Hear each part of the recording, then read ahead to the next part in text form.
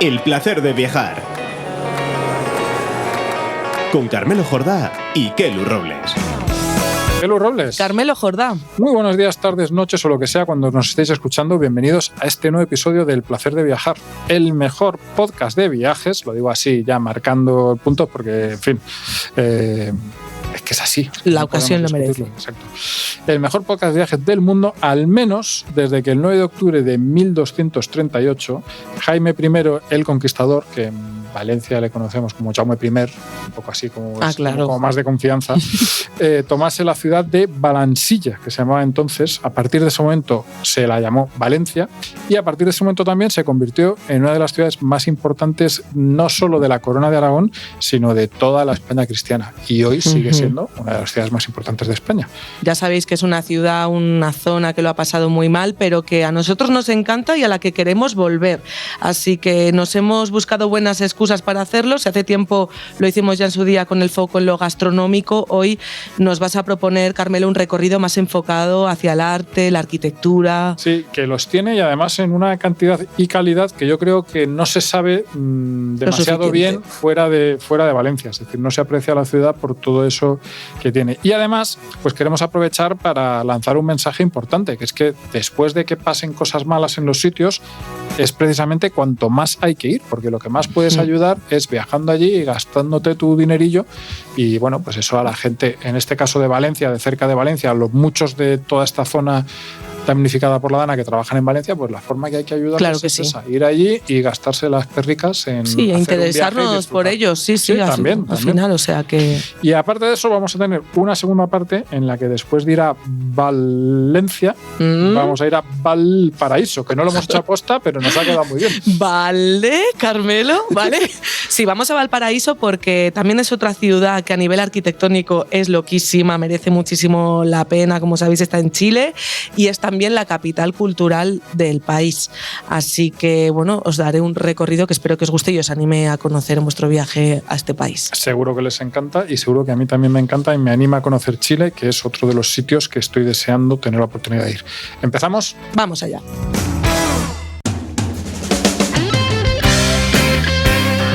Bueno, Carmelo, ¿por qué un recorrido por la arquitectura y el arte de Valencia? Igual no hacía falta explicarlo, es evidente que tiene mucho interés, pero dame las razones. Pues fíjate que yo creo que la gente no ubica a Valencia como una ciudad con todo el patrimonio que tiene, que igual me equivoco, pero yo tengo esa percepción que siempre se habla pues un poco de que es una ciudad muy agradable, que hace buen tiempo, de las fallas, ¿no? Pero no tiene esa percepción. Y como te contaba antes, este verano pues he tenido la oportunidad de parar un poco allí en el patrimonio y es que me ha parecido espectacular, me ha gustado mucho, porque sí que es cierto que todo eso de lo que se comenta de Valencia, digamos, pues el buen tiempo, la ciudad agradable, la ciudad amable, con un tamaño como muy idóneo para conocerla, para pasearla, porque digamos, la parte histórica no es tan grande.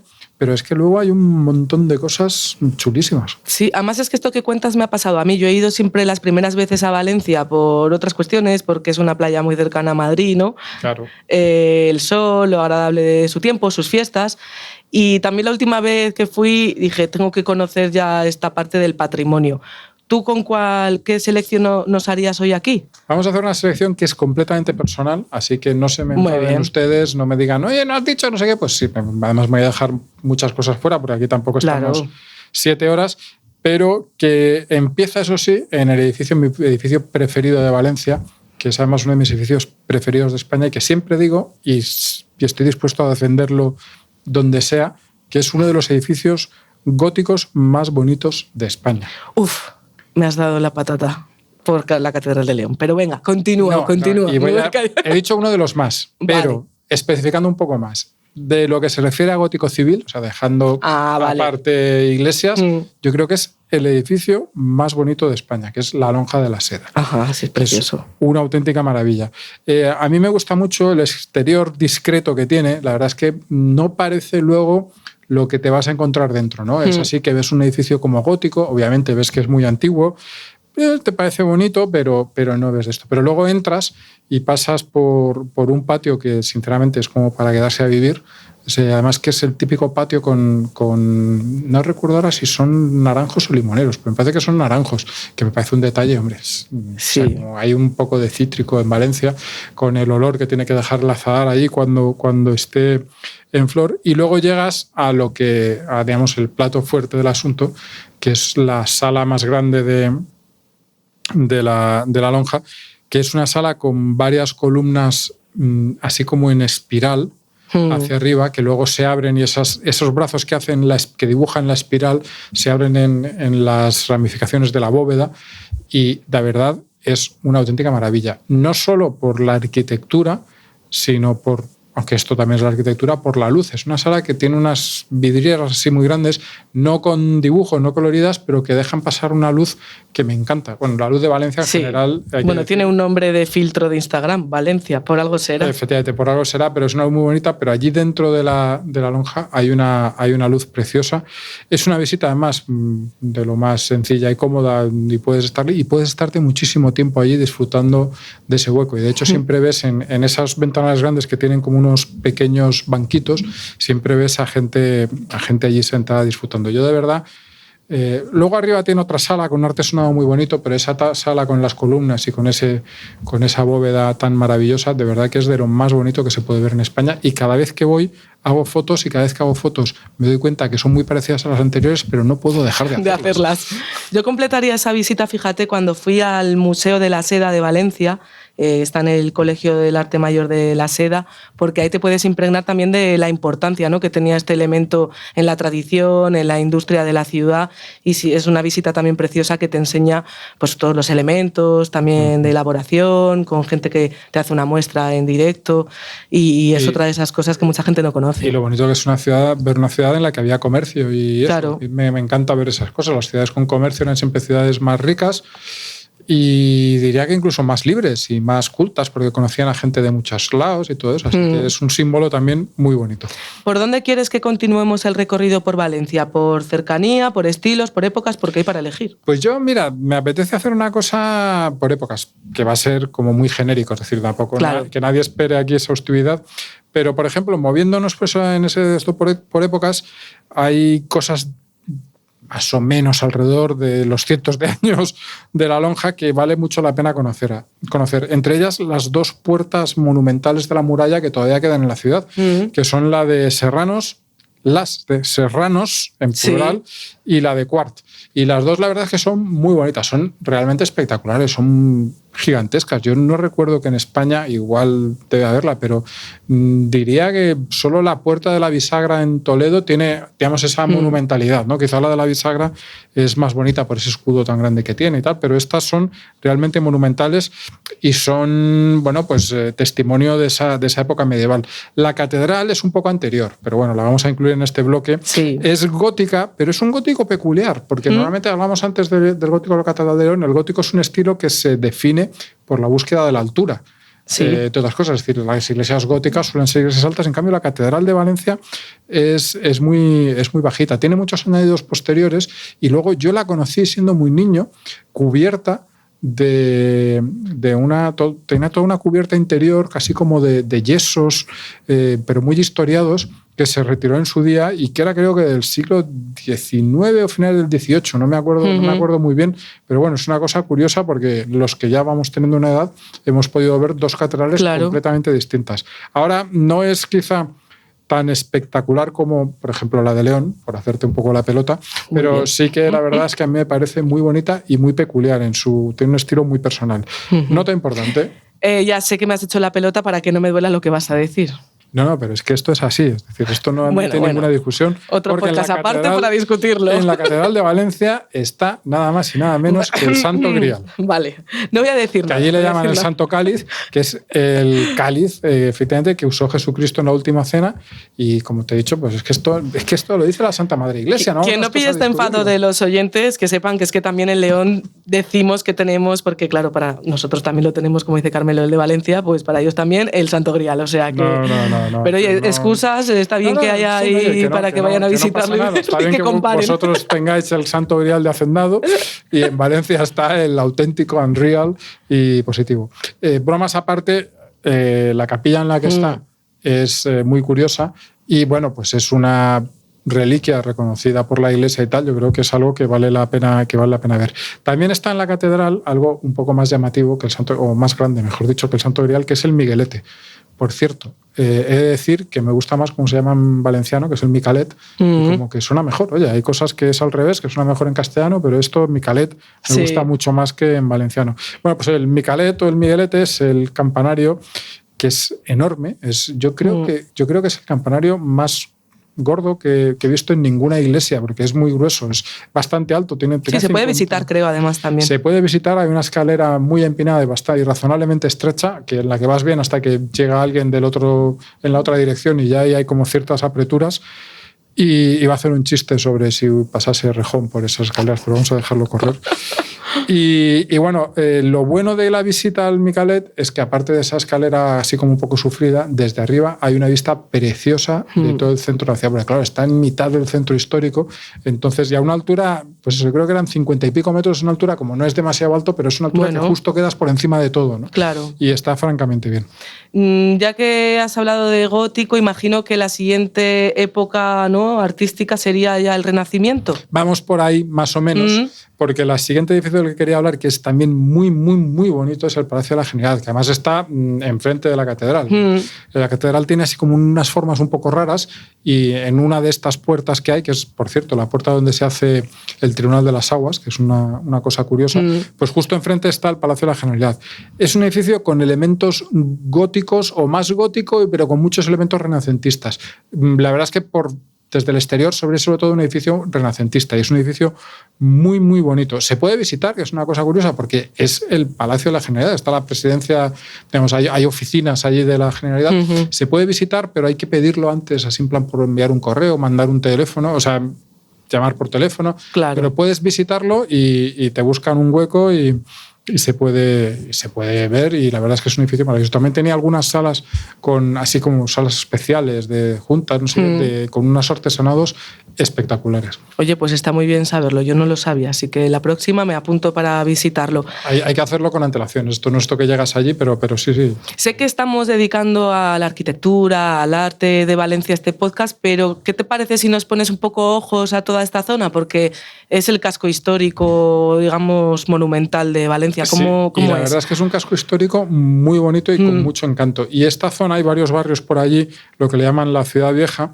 pues hay varios barrios que han tenido hoy en día pues un poco el revival que tienen muchas zonas céntricas en muchas ciudades de Europa. Mira, me está viniendo a la cabeza, por ejemplo, me recuerda un poco, no digo que se parezca, pues, sino que a mí me recuerda que no es lo mismo a la Alfama de Lisboa, ¿no? Un poco un aire parecido a este barrio antiguo, pero al mismo tiempo moderno, con bares chulos, con tiendas chulas. Y bueno, el más famoso de estos varios barrios es el del Carmen, que era bueno, pues un sitio pues, con mucha tradición de clubs nocturnos, de marchas, de restaurantes. La verdad es que, digo, hoy en día es muy agradable pasear y es eso, lo típico que te encuentras, la calle vieja, la tienda nueva, el mural súper chulo, es decir, todo esto como muy puesto. Un poco... Sí, es muy agradable pasearlo. Ese toque un poco hipster, que sí es un poco, la verdad es que nos gusta. Tiene rincones toda esta zona que son muy sorprendentes. Por ejemplo, hay una plaza, no sé si la conoces, que se llama la Plaza Redonda, que, como su propio nombre donde indica, intercambian cromos. Es una plaza redondita, muy pequeña, muy cuca, y que tradicionalmente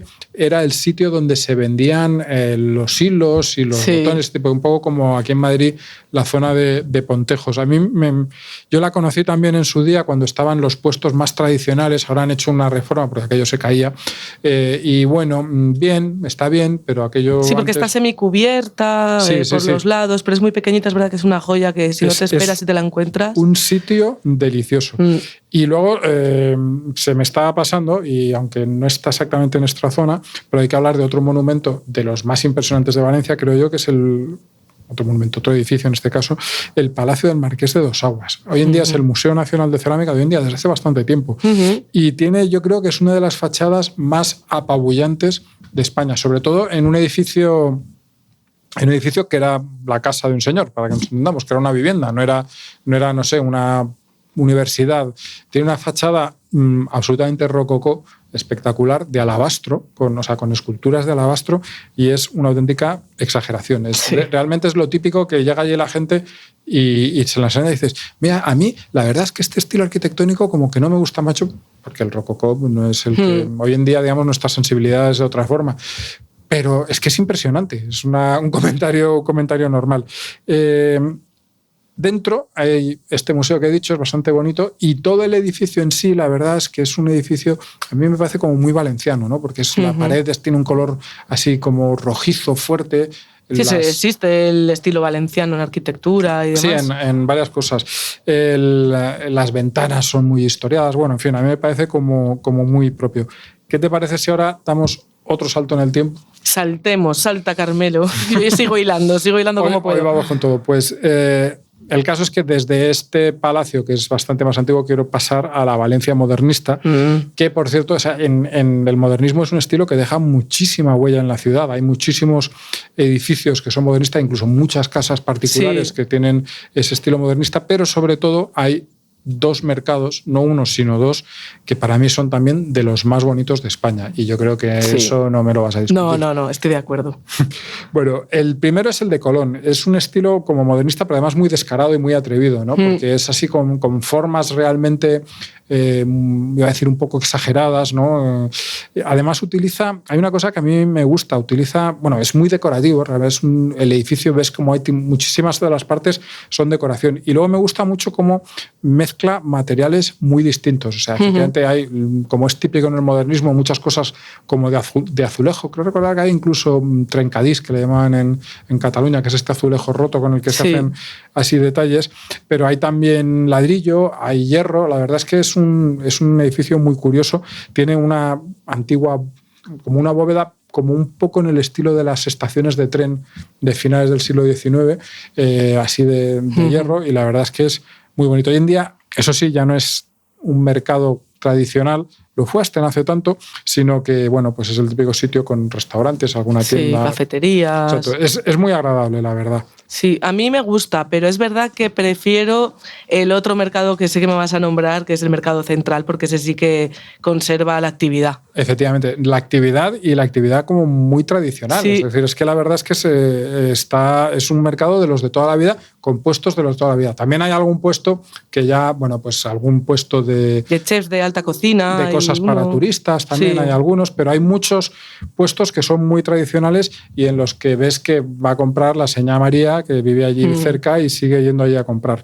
También es modernista, como decíamos, tiene una cúpula preciosa, central, también de arquitectura de esta de hierro, pero tratado de una forma muy distinta, con colores además muy blancos por dentro, con muchísima luz. Es un edificio con muchísima luz y a mí me parece, pues es uno de los mercados más bonitos de España y en los que eso todavía puedes ir y comprar, yo qué sé, mojama, por poner un ejemplo. Encurtidos que me encantan, hay un montón de puestos. La salazón y el encurtido es muy valenciano. Y todas esas pinturas que hacen referencia al campo también, a los labradores y demás de Valencia. Eso es muy del modernismo valenciano y curiosamente lo encontramos también de alguna manera en la estación del norte, que es la estación del tren de toda la vida, que estaba allí, creo que era en la calle Játiva, pero no estoy seguro al 100%, pero bueno, es una estación preciosa, digamos, es una estación en el estilo de las grandes estaciones de tren, pues como en Madrid la de Atocha, este tipo de estructura, pues eso, con una cubierta de hierro muy grande, pero con ese toque modernista, muy valenciano y un puntito incluso, me atrevería a decir que kitsch, no sé, las decoraciones del exterior son naranjas y cosas así, ¿no? Entonces en cerámica, pero con mucho encanto, es decir, es un kitsch que se ve pues una cierta inocencia, pero tiene también mucho encanto y luego lo que es el hall es espectacular, están todavía las taquillas de madera originales que son preciosas y bueno, en conjunto la verdad es que es una gozada y ves mucho, yo he estado alguna vez allí un rato esperando a alguien y tal, gente que ves que entra y no conocía la estación y de repente hace así, pone cara. A mí me pasó, fíjate, sí. Es que... Y además ese conjunto monumental que forma junto a la Plaza de Toros, también en el lugar donde está, pues hace que cuando llegues y descubras luego encima su interior, pues te sorprenda, ¿no? Más ya, rincón de hoy en día la estación de tren, digamos, de AVE está un poco más afuera y es como muy funcional, muy tal, que está bien porque no... Tampoco hay que gastarse el dinero siempre en todo, pero bueno, no es un ejemplo de arquitectura moderna como sí que hay otros en Valencia. Hombre, a ver, espero que me hables del lugar que me tienes que hablar, la Ciudad de las Artes y las Ciencias, imagino. Sí, pero antes de eso te voy a hablar de otro sitio, que es el IBAM, el Museo, el Instituto Valenciano de Arte Moderno, que es un edificio también, es anterior, es un edificio de finales del siglo XX y es un edificio que como edificio está muy bien. Y luego la Ciudad de las Artes y las Ciencias, pues todo el mundo la conoce, es un proyecto pues, muy polémico, muy tal, como muy exagerado en cuanto a su grandiosidad y esto, pero la verdad es que a mí me gusta, es decir, y sobre todo cuando llegas allí y estás por allí, sí que realmente es algo como que te saca a un escenario distinto, a una cosa, no sé si como marciana o lunática, y la verdad es que yo creo que sí que al final pues es algo bonito y desde luego es algo muy representativo de la ciudad y sobre todo es muy espectacular, es muy grandioso y muy... Sí. Y entonces, no sé, yo realmente creo que es algo que sí que merece la pena, aunque bueno, pues los críticos de Calatrava, que tiene muchos, porque esto es una obra del arquitecto Santiago Calatrava, pues dirán cosas y en algunas sí, porque razón. Por mantenimiento luego ha tenido también y tiene muchos problemas, pero a nivel visual es innegable que es un símbolo de la ciudad y además en las fotografías también queda precioso todo ese color blanco, azul, haciendo referencia muy fotogénico, a la luz de Valencia. Claro, a mí ahí me ganas, no puedo evitarlo. A mí en esta última vez que fui yo a Valencia me sorprendió mucho el tema del arte valenciano, que es una entidad súper importante que pasa desapercibida para muchísima gente y que está muy bien representado en la ciudad. Pues mira, vamos a hablar, como ya llevamos muchísimo tiempo, tampoco me quiero alargar mucho, pero hay varios sitios en los que hay que ir a conocer ese arte valenciano. El Museo de Bellas Artes tiene una colección estupenda con obras de, yo creo que todos los grandes pintores españoles y cuando digo todos, digo Velázquez y digo Goya. Sí. Y también tiene efectivamente pues como una colección más especializada en pintores de Valencia. Pero claro, es que pintores de Valencia, pues estamos hablando de señores como José de Rivera, como Juan de Juanes, como Sorolla, es decir, que no es moco de pavo. Y la verdad es que la colección está muy bien. Luego, hay una cosa muy curiosa que casi se descubrió hace unos años, que es la iglesia de San Nicolás de Bari y San Pedro Mártir. Y es muy curiosa, le llaman, y a mí no me gusta nada este apelativo porque, en fin, porque no me gusta nada, pero bueno, es que al final estas cosas funcionan y en la memoria de la gente, incluida la mía, funcionan. Le llaman la Capilla Sistina del arte valenciano. A ver, como Capilla Sistina, pues no, pero la verdad es que sí que es curioso porque es que es una iglesia que está absolutamente toda la iglesia, o sea, todo el techo de la iglesia y parte de las paredes pintado, pero todo. Es decir, no se queda un milímetro por pintar. Es una cosa y un horror vacuo impresionante. Son pinturas del siglo XVII. No son la Capilla Sistina, pero la verdad es que el efecto sí que es impresionante y es una obra de arte de mérito pues, por su tamaño, por su efecto. Y por último, en el IBAM, que antes hablábamos de ello como del edificio, que es un edificio muy bonito, muy interesante, el hall es precioso, pues es una institución de arte moderno. Las exposiciones temporales suelen ser como de arte muy moderno y, bueno, ya se sabe, a veces aciertas, a veces no, es un poco más difícil, pero hay una cosa que es la colección de Julio González, que es un escultor catalán muy vinculado a Valencia, que es francamente bueno. Es un escultor del siglo XX que hace escultura como más figurativa y como más tirando hacia la abstracción. Y la verdad es que me gustó mucho. Esto lo conocí este verano y me parece brillante. Y es una colección muy buena, que está muy bien expuesta y que vale la pena conocer. Tiene mérito que hemos hablado de Valencia, no hemos nombrado el arroz, no hemos nombrado la playa, no hemos nombrado el sol. Lo hemos hablado otras veces. Pero por eso precisamente tiene valor que hoy pues dediquemos este podcast a esa otra cara de Valencia que es interesantísima y preciosa y que merece, como no, pues un espacio como este. Y que además el arroz y el sol también se lo van a encontrar. Bueno, que Luis, me voy a resistir a hacer otra vez el chiste del Val, pero... Nos van a matar los valencianos. Valencianos, sí. Por ejemplo, ¿y valparadisenses será? Ahora lo busco mientras me haces la siguiente pregunta, que se me ha olvidado el gentilicio, pero te puedo decir que la apodan Valpo cariñosamente a Valparaíso. Pues, o sea, bien si es con cariño, pero fíjate con lo bonito que es el nombre Valparaíso, me parece uno de los nombres de ciudad más bonitos del mundo. Reducirlo, no sé yo si es... En fin, no sé si estoy de acuerdo del todo, pero bueno, no me voy a meter en estas cosas. Porteño es el gentilicio. Anda. Claro, lo han reducido bastante. Sí. Bueno, bien, porteños, perdonad nuestros chistes, lo hacemos con mucho cariño. Sí. Y para empezar, y como te pido casi siempre, sitúanos un poco geográficamente, y bueno, y no solo geográficamente, sobre la ciudad, sobre Valparaíso. Sí, como una especie de sinopsis de cine rápida, ¿no? Exacto. El tráiler, haznos el tráiler. Pues nos tenemos que ir a Chile, por supuesto, al otro lado del charco, y va a estar a una horita de la capital, a Santiago de Chile, así que en el típico viaje para conocer este país no puede pasar o faltar como mínimo una excursión, se tarda menos de una hora, no está a mucha distancia, además el recorrido es muy bonito, hay muchas viñas, que hay muy buen vino en Chile, y vamos a ver todos esos paisajes preciosos. Decía antes, es la capital cultural. Prueba de ello, allí se encuentra el Ministerio de Cultura, el único ministerio que está fuera de la capital. Curioso. Está en Valparaíso y resume muy bien la identidad chilena, o sobre todo una faceta de la identidad chilena.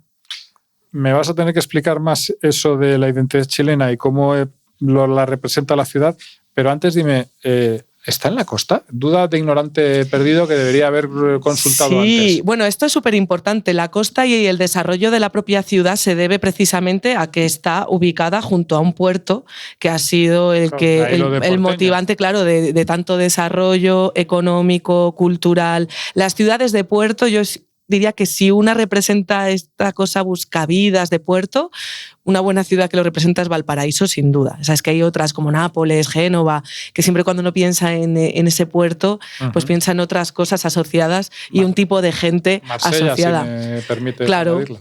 Pues en Valparaíso ocurre lo mismo. Decía antes lo de la identidad chilena porque el desarrollo histórico de la ciudad está relacionado con una faceta posterior a la llegada de los españoles a Latinoamérica. Entonces no vamos a encontrar esa arquitectura colonial llevada de Europa, pero sí una arquitectura posterior que mezcla muy bien y cuenta muy bien todo el desarrollo del país y de diferentes migraciones que se sucedieron en Chile, tanto la exterior, la inmigración europea de todo el mundo, como la propia interior, la que se produjo del mundo rural, claro, a la ciudad. Y un perfil también de persona, eso, muy buscavidas, que es un poco lo que decía antes. Allí poca aristocracia, algún ricachón, sí, empresario que desarrolla allí, pero mucha gente que quería buscar una oportunidad en la ciudad. Y que da lugar a ciudades con mucha iniciativa, con muchos negocios. Eso es también muy interesante. La propia, sí, y hasta la propia autoconstrucción. Cuando hablamos a nivel urbano del concepto de Valparaíso, tenemos que pensar que fue la gente con sus manos la que empezó a construir la propia ciudad. Esto da una sensación de caos evidente. Eso te iba a decir, que eso tiene que ser un caos de tres pares, porque sí. Claro, nosotros, las ciudades que nacen así, digamos, un poco de la iniciativa, un poco locuna de la gente cada uno, son normalmente ciudades muy antiguas, pero, digamos, ciudades, no sé, por ejemplo, yo qué sé, se me ocurre Sevilla, centro de Sevilla, esa parte de ciudades que en España identificamos más con la época musulmana. Claro. Pero en una ciudad en la que eso pasa de una forma más moderna, se me ocurre un caos bastante divertido. Tenemos que cambiar el chip de los que vamos de Europa por esas cosas que comentas precisamente, porque aquí estamos hablando de cerros que conforman la ciudad, que son patrimonio mundial de la humanidad, de la UNESCO, como Santo Domingo, Cordillera, Alegre, Concepción, o sea, lugares que tienen muchísimo encanto y ya tienen un desarrollo histórico porque también ha pasado tiempo por ellos, pero al final estamos hablando de un periodo posterior a la Edad Media. Entonces, ¿has nombrado varios cerros? ¿Cuántos hay? 42. 42 cerros. Sí, os voy a contar un poquito la imagen que os tenéis que imaginar, perdón por la redundancia, la imagen que os tiene que venir a la mente. A ver, estamos hablando de una ciudad que es como un anfiteatro. Esos cerros serían las butacas, que además los barrios, los cerros, digamos que serían las filas de las butacas verticalmente, más o menos, se dividen los cerros, y luego abajo la platea, donde está el escenario, sería el puerto. Es una ciudad desarrollada alrededor del puerto precisamente, y bueno, claro, esto significa que va a tener también muchas cuestas y de esto también vamos a hablar, pero a nivel influencia cultural, arquitectónica y todo esto, pues hace que sea muy interesante y muy diferente a cosas de las que no estamos acostumbrados a ver, ¿no? Nos has hecho un dibujo muy bueno, una foto general que me ha gustado mucho y que realmente tengo ya en la cabeza una cosa que por supuesto será muy inexacta, pero que está muy bien. Ahora necesitamos que nos cuentes, que vayamos un poco más al detalle, que nos cuentes qué cosas hay que ver en Valparaíso para que ese viaje pues merezca la pena. Claro, hay que añadir a esta ecuación de todo esto que os he contado el tema de los colores. Es una de las capitales más coloridas de Latinoamérica porque allí acudieron artistas de todo el mundo y empezaron a pintar en las calles, a embellecer unos barrios que con este tema de la autoconstrucción, pues... no eran precisamente... Claro, hasta los años 90 lo que encontrábamos allí eran casas construidas en muchos casos con las propias chapas extraídas del puerto y donde cada familia se iba construyendo pues su pequeña vivienda. Esto daba un aspecto muy grisáceo a toda la ciudad, muy desvencijado, pero hubo un movimiento cultural que hizo llegar allí a muchos artistas, arquitectos también, pero sobre todo a muchos artistas urbanos que desarrollaron esta faceta del street art, del muralismo, del arte urbano, en el que cuentan pues temáticas de todo tipo, desde la propia historia de Chile, la propia historia de la ciudad, temática social, temática natural, abstracta, o sea, todo lo que te puedas encontrar. Y además, cada casa también estará pintada de un color súper alegre. Entonces, a mí esto me parece a nivel fotográfico súper interesante y luego también a nivel hasta de identidad que representa pues, ese habitante de Valparaíso, ese porteño pues, de carácter alegre por lo menos y oye, atrevido, ¿no? Como esos colores. Estás hablando de arte y a mí me viene a la mente uno de los artistas más famosos que vivió en la ciudad, que fue Pablo Neruda, un poeta maravilloso, y permíteme que deje aquí el de esto, y una persona un poco, en fin, no tan buena como poeta. Sabes que hace poco tuve esta conversación, pero hace nada, con una persona que iba a Chile y me comentó esto mismo de, bueno, sí, es que... sí, hay que separar obra y autor, ¿no? Como dicen. Efectivamente, y a veces incluso obra y significado, porque tiene una larga poesía que se llama Oda a Stalin. Sí, que se fue en el 45 a Valparaíso cuando González Videla ilegalizó el Partido Comunista. En Santiago de Chile también podemos ver su casa, La Chascona, que también me encantó, pero en Valparaíso encontramos otra que podemos visitar, se llama La Sebastiana, haciendo referencia en este caso al nombre del primigenio arquitecto, que era un español. O sea, que él llegó cuando ya estaba construida esa casa, no la construyó él, digamos, no la mandó construir. Y bueno, podemos husmear entre todos sus recuerdos. Yo leí hasta un extracto de lo que él pedía para que gente de su equipo, digamos, le buscara la casa, y era un nivel de exigencias que en idealista hoy en día lo pasaría realmente mal Neruda, ¿sabes? Esto de que no esté lejos de la gente, pero que tampoco me molesten los vecinos, que esté cerca y lejos a la vez de todo. Bueno, un montón de cosas. La élite del partido siempre ha sido muy exigente. Claro, de morro fino. Bueno, y además de, digamos, los sueños inmobiliarios y habitacionales de Neruda y sus exigencias, ¿qué más podemos ver en Valparaíso, en esos 42 cerros, que ya son cerros que la componen? ¿Qué hay que apuntar en la ruta como imprescindible? Sí, antes he comentado ya nada menos que 4 cerros, patrimonio de la humanidad, entre los que están Cerro Alegre y Cerro Concepción, pero esta advertencia es importante porque hay que ir en forma a Valparaíso, muchísimas cuestas muy, muy empinadas que vamos a encontrar, pero también fue una ciudad súper innovadora a la hora de afrontar esto, lo que podía ser un problema de desconexión entre muchos de sus vecinos. Allí se construyeron una colección de hasta 32 ascensores funiculares que hoy ya son históricos, porque claro, esto lo hicieron hace muchos años, el primero es de 1883. Joder, es muy Entonces, pronto. claro, forman ya hoy en día una parte más de su historia y, bueno, casi diría hasta una atracción, porque pero subirse a ellos... Pueden, o sea, sí, muchos sí, de ellos sí. me imagino que se pueden usar en todavía. funcionamiento, y además son muy buenos como miradores también. Si uno quiere subirse hasta cierto punto para observar desde allí ese puerto y ver también otros cerros de los que igual no tiene una perspectiva de primera mano, pues se sube en un medio de transportes de estos y ya lo tiene. Que suelen ser súper fotogénicos, además. A mí una pasada. Me encanta. Sí, es una pasada. Luego también decía Cerro Alegre y Cerro Concepción. Esto es interesante arquitectónicamente porque allí llegaron británicos, alemanes, yugoslavos a buscarse la vida en ese puerto, y entonces esto se refleja también en esa arquitectura. Dentro del eclecticismo generalizado vamos a ver pequeños detalles en esas viviendas haciendo alegoría de cada uno de su lugar, ¿no? de su origen. De origen. Y luego lo que decía antes, de ese tipo de gente que provenía también de Chile, pero del entorno rural, ¿a dónde se fueron? Pues se fueron a Cerro Cordillera y Cerro Santo Domingo. Entonces hoy también suponen un punto súper... Son barrios con mucho carácter, ¿no? Cada uno de ellos. Sí, y tienen muchísimo poder asociativo, son gente que se implica mucho en la vida pública, digamos, de la propia calle. Entonces, yo creo que también parte de esa vida cultural es importante por eso, porque al estar todo tan en la calle, pues ese espacio de confluencia al final se desarrolla también de diferentes maneras.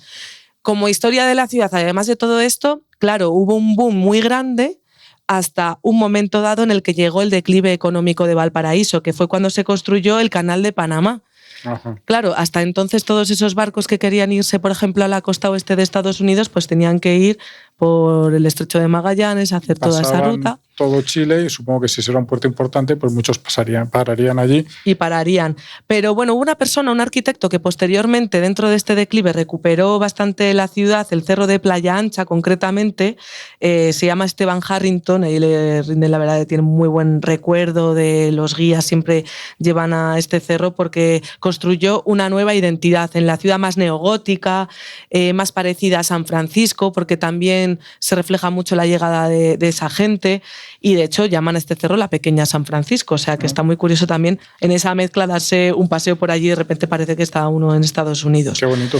Pero bueno, pues por todo esto, Bauhaus, influencia italiana, francesa, estilos de repente pues victoriano, historicista. Y a veces mezclado en la misma, no sé, en la misma plaza o en la misma calle. Sí, por eso digo que cuando uno va con esta mentalidad europea y llega a una ciudad de este tipo, se le rompen todos los esquemas, porque estamos más acostumbrados a que las cosas tengan pues una cierta, no sé, estén un poco ordenadas, ¿no? Así por zonas, por barrios. Pero bueno, eso también me parece interesante, y al final muchas veces los europeos nos ponemos finos en que es que esto aquí no pega, pero todo es historia de la arquitectura. Es decir, o sea, no está tan mal. A ver, nos has contado un montón de cosas y a mí esto me da la idea de un viaje que necesitamos, no sé, unos cuantos días para recorrer la ciudad y conocerla bien. ¿Cuántos nos recomendarías tú? Valparaíso es la Toledo de Madrid o la Segovia de Madrid. La gente va a pasar el día porque está muy cerca de la capital, pero realmente merece mucho la pena quedarse por lo menos un fin de semana. Sobre todo si buscamos ampliar esto a visitas ya culturales de también museos y estas cosas, yo creo que lo suyo es quedarse por lo menos un fin de semana. Así que nada, eso sí, preparar bien las piernas, ¿eh? Eso es lo siguiente que te iba a preguntar, porque me imagino que con esa construcción, con esa forma que tiene la ciudad y con todo el ejercicio que hace falta, habrá unas bases sólidas de gastronomía en las que refugiarse cuando uno ha subido y bajado por los cerros. Ellos dicen que son las mejores piernas de Chile, los porteños, que dicen que allí están. Pero claro, para reponer fuerzas después de tanta caminata. Hay platos que a mí me llamaron mucho la atención. Cómo utilizan el pescado, cómo lo mezclan muchas veces con queso, algo que aquí no haríamos. No, la verdad. Las empanadas, por ejemplo, de ostiones, que es un molusco que se produce allí, que se comercializa mucho allí, con perdón, pero se llaman así. Y una de las míticas es la que mezclan ese marisco con queso dentro de una empanada de estas en concepto como cuando pensamos en las empanadas argentinas, ¿no? No en el concepto de empanada gallega. Pues empanada chilena. Y hay un plato que se llama churriana, que es una base de patatas fritas con una capa de cebolla frita con carne, chorizo, lo coronan con huevos fritos. Me decía un guía, este es un perfecto ataque al corazón, pero en todos los sentidos, porque, claro, está buenísimo, les encanta. Sí, yo he sufrido una salivación importante, así según lo contabas. Sí. Va a haber que explorar eso, a ver Potente. si lo hacemos en casa. Y luego las calugas de pescado, que son también, bueno, son pequeños bocaditos de pescado frito, fresco, ahí imaginad, del puerto, y se sirven con pebre, que es una de las salsas tradicionales emblemáticas que según pongamos un pie en Chile la vamos a probar, y está compuesta pues por tomate, ajo creo que lleva también, perejil, bueno, como una picadita. A mí me recuerda cómo se llama la de Jaén, la pipirrana. Pues una especie de pipirrana, pero un poco más picantosa. En Valencia, que hemos hablado en la primera parte del programa, hay una salsa que se llama alli pebre, y que el pebre es un ingrediente concreto que ahora no recuerdo cuál es. Aquí cero en valencianismo de mi parte, pero bueno, lo dejamos ahí. No sé, es una curiosidad, una casualidad curiosa. Sí. Todo está interconectado. Todo está conectado. Bueno, Kelu, pues nada, hemos visitado Valencia, hemos visitado Valparaíso. Teníamos ganas de ir a Valencia, por lo que contábamos antes, y la hemos contado con una ciudad que la verdad es que tiene pinta de ser muy entretenida y muy bonita, y que me has dado, como siempre, muchas ganas de conocerla. que no sé, que la gente nos escuche y nos ponga buena nota en las... Sí, a ver si somos entretenidos también nosotros, no solo los destinos. Sí, ¿no? Yo creo que sí, que les gustaremos. Sí, escribidnos. Oye, dejadnos comentarios. Yo de vez en cuando siempre miro en iVoox y hay gente ahí fiel que siempre nos comenta cosillas y me hace mucha ilusión. Y escribirnos también a nuestro correo, que es elplacerdeviajar@libertadigital.com. Y nada, en una semana nos vemos todos otra vez. Hasta la semana que viene. El placer de viajar, con Carmelo Jordá y Kelu Robles. Escucha este y otros programas cuando y donde quieras a través de los podcasts de Libertad Digital y Es Radio. Instala nuestra aplicación para iOS o Android. Entra en nuestra web Es Radio FM o búscanos en iVoox, Apple Podcast o Spotify.